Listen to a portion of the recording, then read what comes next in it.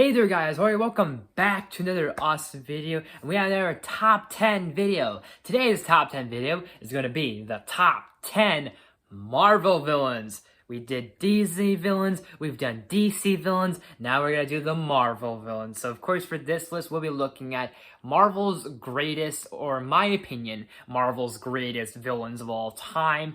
I will be taking probably inspirations and references to many of the villains throughout the years, because obviously we have movies, TV shows, video games, and comics. I'm gonna try and take a little bit more from the source material, but I will be probably borrowing a little bit of inspiration from its media and each character that has appeared in other forms of media.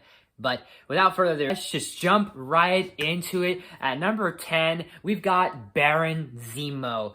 I loved Baron Zemo even before he debuted in Captain America Civil War. My introduction to Baron Zemo was the Avengers Earth's Mightiest Heroes Baron Zemo. I don't know why, I just really liked that version of Baron Zemo specifically. It made me intrigued about him, it made me like him a lot. I think I like how calculated he is. He's very smart, and he was just such a brilliant mastermind. He was such a brilliant leader, and incorporated and obviously brought together the Masters of Evil.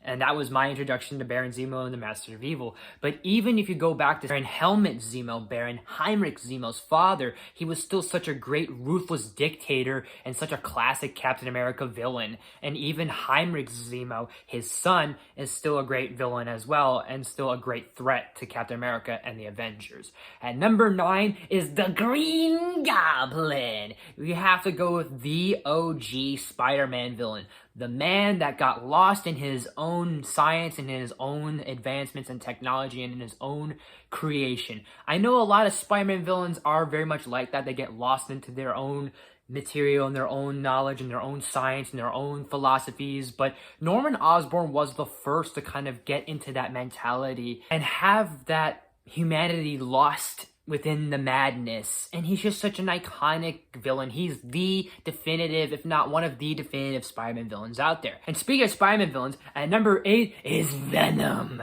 I like Green Goblin, but I always have a soft spot for Venom a little bit more. But what I will say about both of these real quick is that at least Green Goblin and Venom, they are great rivals for Spider-Man. They've been the longest lasting villains for Spider-Man. I know Venom has been more of an anti-hero lately, and has been an anti-hero, and has been other people like Matt Gargan who was Venom, and then Flash Thompson was Venom at another point, and other people were Venom. But let's more focus on Eddie Brock and why he was such a great villain, and that complexity of that duality that Eddie Brock hated Peter Parker. Venom, the symbiote, hated Spider-Man for basically abandoning the suit and abandoning them. They formed this, infused this hatred for both Peter Parker and Spider-Man to become Venom. Number 7, Enchantress. A very underrated Thor villain, and just a very underrated Marvel villain in my opinion, with how seductive and just how manipulative Enchantress can be with her magic. And again, kind of my argument with Baron Zemo, Enchantress, my first introduction to her was Earth's Mightiest Hero, so I really latched onto her, and how she was so used to being just the second in command to someone like Loki or even Zemo with the Masters of Evil, that it felt so cool to see her kind of like have a moment to shine. And even outside of that show, she's very powerful, and she's just a wicked witch. And then we just enjoy that. At number 6 is the Mandarin, the real deal. The Mandarin himself has always been one of my favorite villains, and one of my favorite Marvel villains, and one of my favorite Iron Man villains since the 90s Iron Man cartoon show. And I just love how powerful he is, and I like a little bit of that lore with the rings, all 10 rings, and it made this guy so powerful with all sorts of things that you can do with these 10 rings, with the magic that they had, and it maybe a bit of alien origins to them, because I know Iron Man Armored Adventures did kind of like have a bit of like alien origins to the rings, which that was kind of cool. But I will, no matter what the origins of the Makuan rings will be, I always loved Mandarin, and I like that kind of idea that he had magic against someone who had a lot of advanced technology, and where Mandarin had no technology, he had advanced magic and sorcery. Alright, we're nearing down my final 5 my list. Number 5 is Apocalypse. Probably the powerful, if not one of the most powerful X-Men villains there is in existence. I know there's Dark Phoenix and I know there's Onslaught, but there's something about Apocalypse I just love more. I think he's more of a badass, and he has more like, he looks more like a force to be reckoned with, and he's just so great. He's just so awesome. And I think that pretty much sums it up with how powerful, how awesome he is, and just how powerful and how awesome he looks. It might kind of help that he was like one of the first mutants to exist. So that makes him more, not ancient, but that makes him more wiser, more like a very more stronger presence, and he has just such a presence to him, period. Number 4 is Ultron. I like Age of Ultron, James Spader's Ultron, but I think we kind of do like a little bit more of that classic comic book Ultron, where he was just so ruthless and so more machine and so evil to the core and just so cruel. He had no heart, no sympathy, and no emotion to any human in existence. And it is a classic kind of machine gone wrong, but there is something different about Ultron that makes him stand out. He's been such a long-lasting Avengers threat, and with each time he has returned, he's become more powerful and more advanced with technology. Plus, comic book Ultron just seems more menacing. At number 3 is Loki. I love that he's just so chaotic. I love that he's so mischievous, but I also like that there is a different side to Loki. And obviously that is thanks to Tom Hiddleston, but I think that does shine a different light when it comes to this character, because when it came to the comics, I just always thought that he was just a jokester, a trickster, and kind of like, okay, he's powerful, he's got magic, and that he just is very mischievous. That's it. But there's another layer that Tom Hiddleston adds and kind of makes me look at that character differently in other iterations, with how he's just basically mistreated by Odin and was always the second child and always was left and kind of abandoned and never was really got the love and appreciation he maybe deserved, and hence why he has such a craving for attention to be the king of Asgard.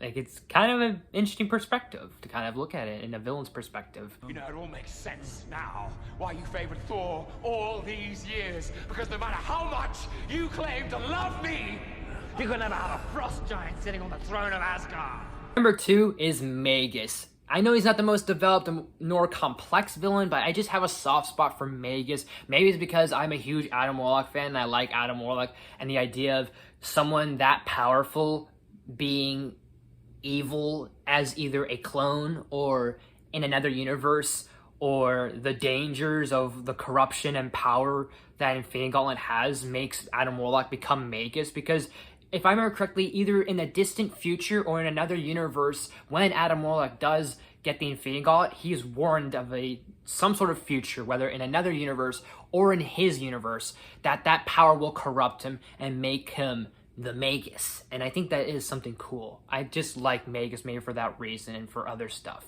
Now, before I unveil my number 1 pick, here are a few honorable mentions. Magneto, the iconic and most iconic, probably one of the best and greatest Marvel villains of all time, and just how layered Eric is and how almost disturbed and tortured he is. How society put Magneto's mentality into thinking that all humans will always hate people that are different and people that are freaks and people that are mutants, made this boil up inside Magneto to so much anger and so much hatred. Hela. I liked Hela even before Cate Blanchett, but I think with Cate Blanchett now have played Hela, I think that I do like Hela a little bit more, so I want to at least mention her. Dr. Doom. You gotta have mentioned Dr. Doom. I had to at least mention Dr. Doom one way or another. And he's, again, another great iconic big baddie, or just an iconic baddie that we all know when it comes to Marvel Comics. Even if you don't read Marvel Comics, you know who Dr. Doom is, because he means business. And he has shown his ranks of why he's one of the greatest Marvel villains, for sure. Kang! Even before the MCU gave us Kang the Conqueror, I just liked this futuristic time traveler that has so much power within his grasp that he can just grab any advanced weapon from any timeline he wants, whether it be the past, the present, or the future. He has almost all of time in the palm of his hands. Mephisto. This man is just literally the devil. And I just love how creepy and I love how evil he is. Like, what's wrong with that sometimes? Just to enjoy a villain because he's evil. All right, my number one pick. My top 10 no, I was about to say DC for a second. My top 10 Marvel villains is, drumroll please, Thanos. That guy right over there. I love this dude even before the MCU, and I know I've been saying that for a lot of characters, but Thanos is the number one, for certain, 100% a villain that I loved even before Josh Brolin brought that character to life.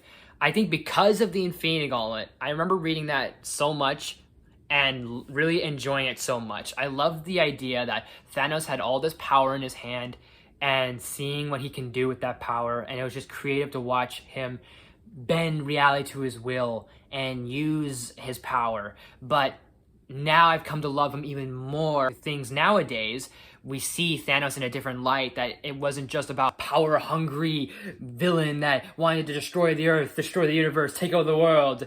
There was a different aspect to it. There was like justification almost to why he bends reality the way he does and why he does it, and to keep things in balance. I mean, it's kind of weird to say, but it's kind of true when you think about it. Thanos does have a point. When you raise half of the population, you make way for the new population, and the other population can survive and thrive. I wouldn't say this is something we need to do, but when you look at it through that lens and where he's coming from, you do understand why someone would be so wanting and obsessing over death and obsessing over the Infinity Gauntlet and the Infinity Stones. And I just loved how Thanos was written and created by Stan Lee, Steve Ditko, and I think Jim Starlin had a part in making Thanos the mad titan that he is. And those are my favorite Marvel villains. Let me know in the comment section down below, who are your favorite Marvel villains? And as always, guys, thank you so much for watching. If you like this video, please smash the like button. If you're new to my channel, please subscribe. I do awesome videos every day, if not every week. Make sure you ring that bell to new videos every day of the week. Share the video with your family and friends. All that good stuff and more. Leave me a suggestion in the comments. You name it, I'll look into it as best as possible. This is probably going to be uploaded. I'm not sure when just yet, but there will be some movie reviews to look out for. There will be some TV show reviews to look out for. There's going to be a plethora of other top 10s we're going to do. And then I might try and squeeze in a stream somewhere in between my work schedule. And it's going to be a little conflicting, but I'm going to see what I can do with once next month hits. But we'll cross that train when we cross that train. But thank you guys so much for watching, and I will see you next time.